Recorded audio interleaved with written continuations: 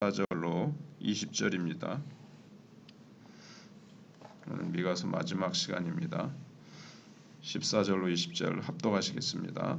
원하건대 주는 주의 지팡이로 주의 백성 곧 갈멜 속 살림에 홀로 거주하는 주의 기업의 양떼를 먹이시되 그들을 옛날같이 바산과 길르앗에서 먹이시옵소서. 이르시되 내가 애굽 땅에서 나오던 날과 같이 내가 그들에게 이적을 보이리라 하셨느니라.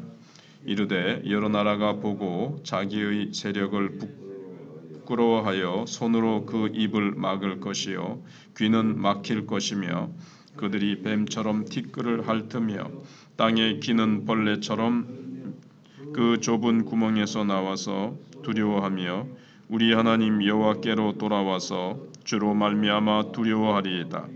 주와 같은 신이 어디 있으리이까? 주께서는 죄악과 그 기업에 남은 자의 허물을 사유하시며 이내를 기뻐하심으로 진노를 오래 품지 아니하시나이다.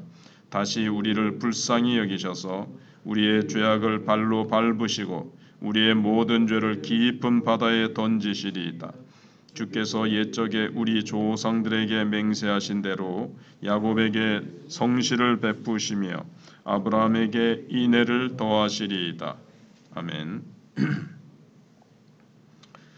미가는 죄악된 생활로부터 떠나 홀로 거주하는 이 남은 자들을 어떻게 표현하고 있는가 하면 마치 갈멜 속 살림에 숨어있는 짐승들처럼 원수의 눈으로부터 하나님께서 보호해 주실 것을 간구합니다. 그러니까 이게 다 문학적인 표현이고 비유적인 표현이죠. 원수의 눈에 띄지 않는 이 깊은 산림 속 숲풀 속에 딱 이 짐승이 숨어 있으면 안 보이듯이 하나님께서 그렇게 원수의 눈으로부터 가려 주시옵소서. 주의 손으로 딱 보호해 주시옵소서. 그리고 더 나아가서 요단강 동쪽에 있는 옥토인 바산과 길르앗으로부터 요단강 서쪽에 있는 비옥한 지역인 이 갈멜까지, 그러니까 가나안 땅 전체를 다윗 왕 때처럼 회복시켜 주시옵소서.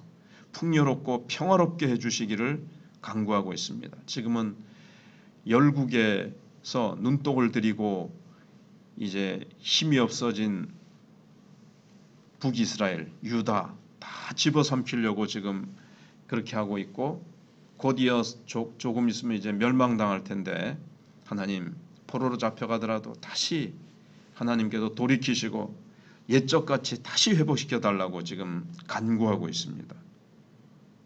근데 앞에서 계속 우리가 나오는 흐름은 무엇인가 하면 예수님께서 오셔서 이것은 이제 영적으로 회복되는 겁니다. 하나님의 나라가 예수님이 하나님 나라를 가져오셔서 이렇게 이제 회복될 것을 말씀하고 있습니다.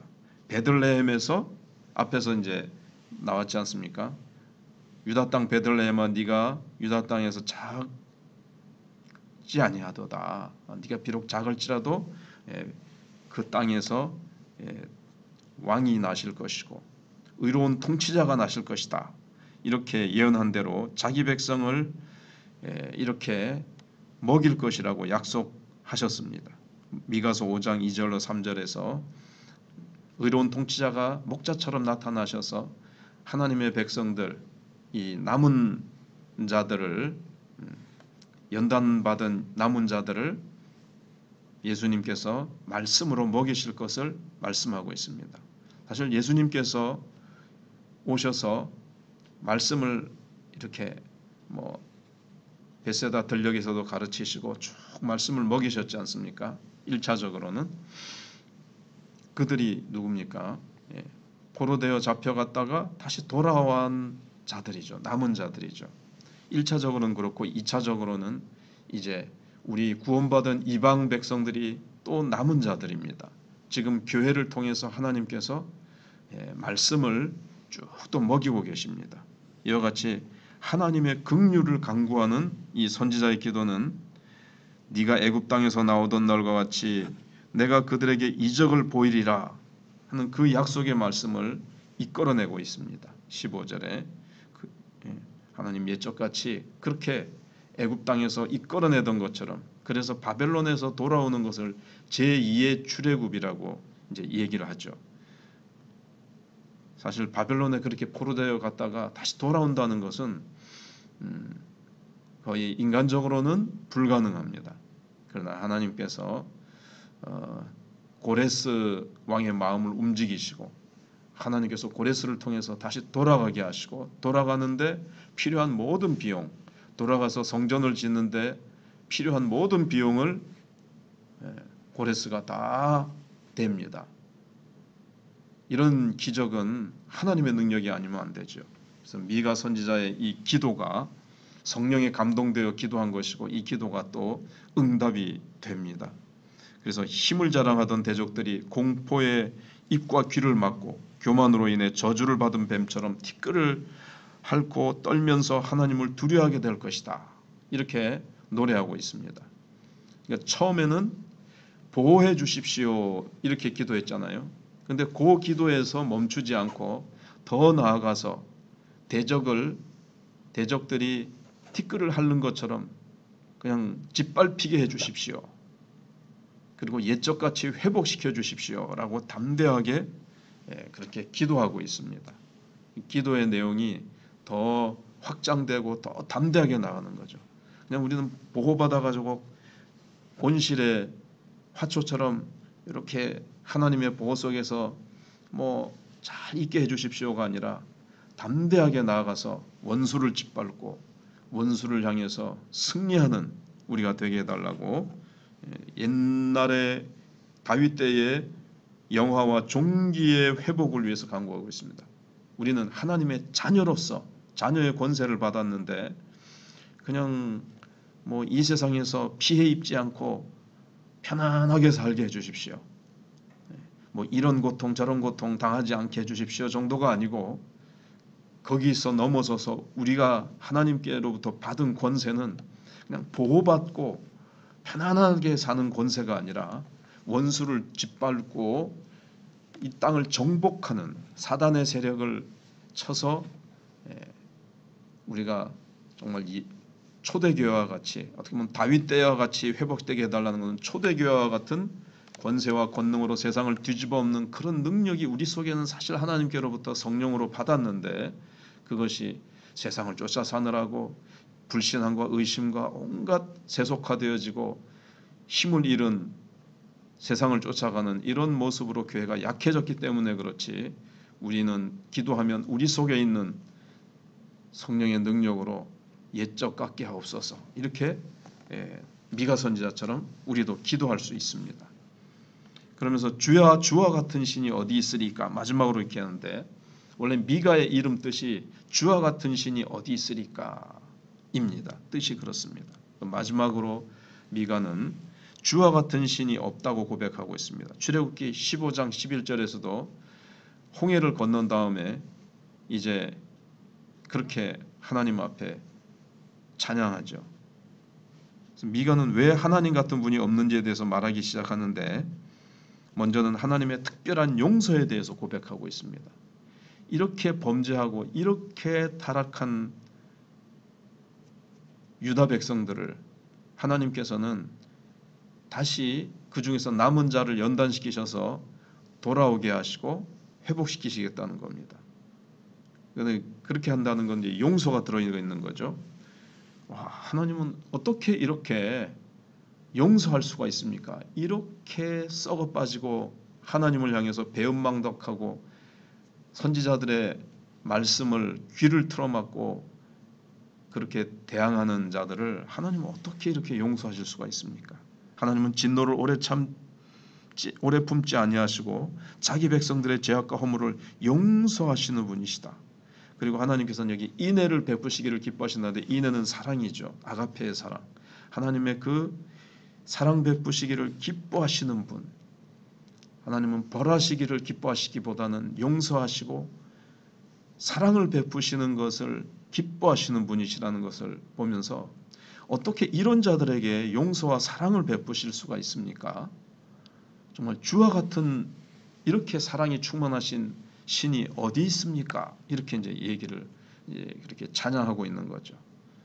우리를 위해서 독생자를 십자가에 죽기까지 내어주신 이 사랑, 원수를 향해서 자기 아들을 내어주시는 이런 사랑의 하나님이 어디 있습니까?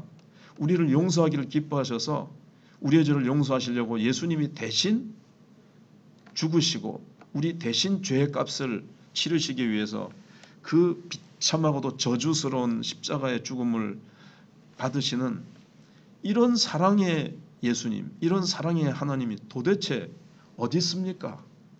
그렇게 이제 얘기하는 겁니다. 정말 생각해 보면 그렇죠. 그래서 우리의 죄를 바다 깊은 곳에 던져버리신다. 미가서 이 7장 마지막 부분에 바다 깊은 곳에, 해저 깊은 곳입니다. 거기에다가 던져버려서 꺼낼 수 있습니까? 너무너무 깊은 바다인데 꺼낼 수가 없습니다. 흔적도 찾아볼 수가 없습니다. 우리의 죄를 흔적도 찾아볼 수 없이 하나님은 깊은 곳에 던져버리시고 하나님은 잊어버리십니다. 우리가 자꾸 끄집어내가지고 내가 이런 죄 있는데 내가 자격이 있겠나, 사단이 자꾸 그 죄를 생각나게 해가지고 우리가 헌신하지 못하도록 내가 이런 죄가 있는데 하나님 앞에 담대히 나갈 수 있나, 자꾸 이렇게 하나님 앞에 나가지 못하게 하고 헌신하지 못하도록 방해하지만 말씀을 딱 붙들면 우리의 죄는 동이 소에서 먼 것처럼 하나님께서 멀리 옮겨버리셨고 저 태평양 가장 깊은 해저 깊은 곳에 던져버리면 거기는 너무 수압이 많아서 뭐 잠수함이고 사람이고 어떤 누구도 사람의 힘으로는 들어가서 꺼낼 수가 없는데 하나님은 그만큼 우리의 죄를 흔적도 없이 예수님의 피로 씻어버리시고 피의 권세로 우리의 죄를 씻어버리시고 죄를 발로 밟아 짓이게 입시며 깊은 바다에 던져서 다시는 찾지 못하게 하시는 분이시라고 말씀하고 있습니다. 예수 그리스도의 보혈의 피는 깊은 바다와 같아서 우리의 어떤 죄악도 다 덮어버리시고 물이 바다 덮은 것 같이 우리의 죄를 다 바다의 파도가 삼켜버리듯이 삼켜버립니다. 그래서 미가는 하나님의 특별한 이 성실하심과 인애에 대해서 웅장한 찬양을 하고 있습니다. 약속하신 대로 하나님은 신실하게 그 약속을 지키셔서 우리의 죄를 다 사해 주시고 우리의 그것은 행위 때문이 아니고 전적인 하나님의 성실하신 성품 때문입니다. 약속하신 것을 반드시 이루시는 성실하심. 우리는 약속을 잘 지켰습니까? 유다 백성과 우리는 잘 지키지 못했지만 하나님의 성실하심, 그러니까 우리가 잘 지킨 행위를 보시고 이렇게 성실과 인애를 용서를 베푸시는 것이 아니라 하나님의 전적인 은혜, 전적인 사랑으로 성실하심과 인애하심으로 우리를 이렇게 용서하시고 다시 사랑을 베푸셔서 세우시고 자녀 삼으시고 성령께서는 우리에게 은사의 무기를 주셔서 미가처럼 보호만을 위해서 기도하는 거기서 더 나아가서 담대하게 승리하고 정복자의 모습으로 승리자의 모습으로 자녀의 권세를 가지고 우리가 기도할 때 하나님은 약속에 신실하셔서 우리가 예수 이름으로 구하면 응답해 주시는, 그래서 회복시켜 주시는 역사를 우리에게 허락해 주실 것입니다. 기도하겠습니다.